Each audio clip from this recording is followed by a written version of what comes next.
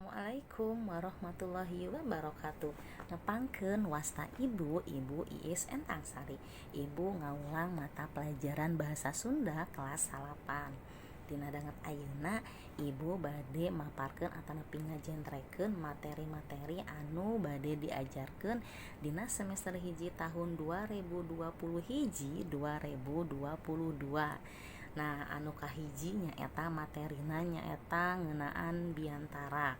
Nah, dina biantara hideup diajar nyaeta kahiji struktur teks biantarana, anu kaduana isi teks biantara, anu katilu hidup diajar nyaeta nulis hiji teks biantara.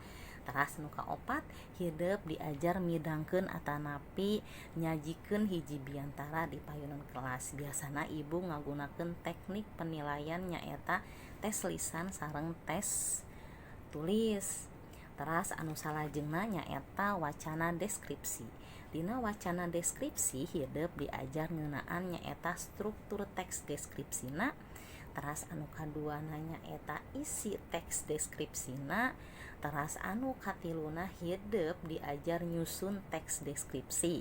Teras anu salajengna nyaeta hideup diajar nganalisis hiji deskripsi nyaeta ngeunaan kampung adat ngadumasarkeun analisis sareng pengamatan hideup.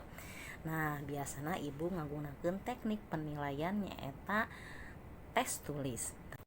Materi anu terakhir nyaeta pakeman basa. Dina pakeman basa hideup diajar ngeunaan nyaeta klasifikasi pakeman basana, teras makna pakeman basana. Dicikapkeun sakitu pemaparan materi ti ibu. Hapunten dina samudaya kelepatan. Mugia urang sadayana kaayanana sehat walafiat, kedah sumanget diajarna. Dicapkan sakitu. Wassalamualaikum warahmatullahi wabarakatuh.